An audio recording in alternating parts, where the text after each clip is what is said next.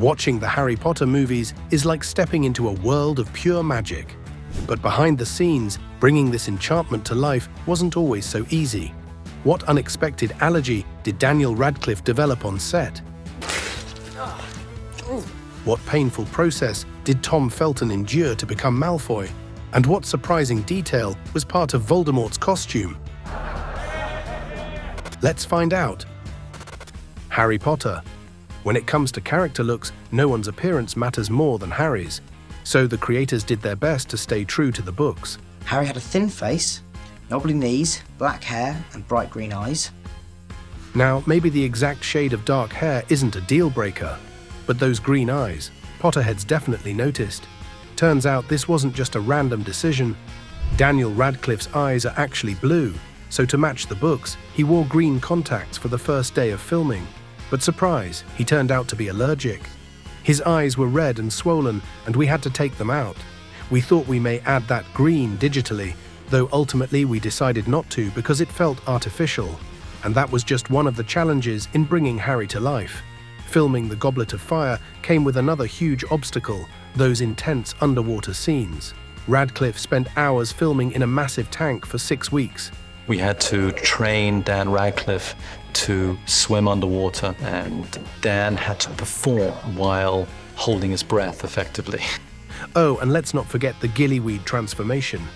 The gills took an hour and a half to apply, silicone on the outside and silk filaments on the inside to make them look perfectly eerie underwater. So yeah, being the boy who lived. Not as easy as it seems. Hermione Granger. She had a bossy sort of voice, lots of bushy hair and rather large front teeth. Let's be real, Emma Watson looks way better in the movies than Hermione is described in the books. Even J.K. Rowling admitted it. And then when I met her and she was this very beautiful, which she still is, of course, beautiful girl, I just kind of had to go, okay, it's film, deal with it. Hermione's hair is one of her signature features. In the first movie, it's a wild mess, but over time it just kind of tames itself. However, in the books, both her hair and her teeth play a role in her journey. She experiments with her looks, and after a spell on her teeth goes wrong, she learns a lesson about vanity.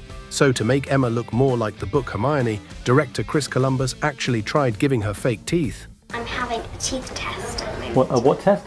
Teeth test. Teeth test. In The Philosopher's Stone, during the final train scene when the Golden Trio waves to Hagrid, you can spot the dental prosthetics in action. She sort of had an overbite, so Emma's wearing fake teeth in that scene, and I realized that she's never going to be able to perform with these huge fake teeth in her mouth for the rest of the movie. But honestly, can you even imagine anyone else as Hermione now? She's so much like myself. I mean, I was seriously nerdy. And speaking of Hermione, what about her love interest? Ron Weasley. He was tall, thin and gangling, with freckles, big hands and feet and a long nose. Well, in the case of Rupert Grint, at least the hair colour is spot on. I'm ginger, that's the main thing. But let's be real, Ron's appearance doesn't play a huge role in the story. Aside from Malfoy's occasional jabs about him being a Weasley, it's less about his face and more about his clothes. Still, Ron's hair definitely left a mark, especially in the Goblet of Fire. Rupert Grint himself cringes when he looks back at it. My hair in film 4 is one of my biggest regrets. I think everyone actually had a phase of having this really long hair. We went through our puberty on camera. But Ron wasn't the only one with hair struggles. Let's talk about the bad guy who had it even worse. Draco Malfoy. Tom Felton actually first auditioned for Harry and Ron, going so far as to dye his hair black and then ginger in the process. Eventually, he landed the role of Malfoy. I think Chris Columbus, the director, recognized this slight disinterest and arrogance in me, which he thought could work for Malfoy. But playing Draco came with a price. A very blonde price. Felton had to endure a brutal bleaching process to get that signature platinum look. You can't just go from one color to another, especially when going lighter. The peroxide burned my scalp the first time around. It felt like fire ants were nibbling at your scalp. Agony. And this wasn't a one-time thing. Nope, it started when he was just 12 years old and continued for years. I would love to have counted how many times I've had it done, mind, because it's literally in the hundreds at least now. Oh, and on top of the scalp torture, Felton also got teased at school for his bright blonde locks. And we are moving to the big man of the franchise. Hagrid. Casting Robbie Coltrane was a brilliant choice, but making him tower over everyone, that was a whole other challenge. While the books could rely on descriptions and our imagination, the movies had to use some serious magic to make Hagrid's massive size look convincing. One of the biggest tricks, a body double, former rugby player Martin Bayfield, who stands nearly 7 feet tall, stepped in for wide shots. He even wore a giant Hagrid mask for certain scenes. And that costume, heavy, hot and uncomfortable, but the filmmakers thought of everything. The heads are air-cooled, and then with the body, we basically have a sort of waistcoat with rubber tubing running all through it. So basically, we pump cool water around Martin's body. Well, on screen, it all looked effortless. Voldemort. Did you know we almost had a different Dark Lord? Ralph Fiennes nearly turned down the role. At first, he had no idea how big Harry Potter was. It was only when my sister, who has children, said, "Don't you realise what they're asking you to do is extraordinary?" And then I took it a bit more seriously. The filmmakers had to strike the perfect balance when designing Voldemort's look. They abandoned book-accurate scarlet eyes so as not to create a more comical image instead of a horror one.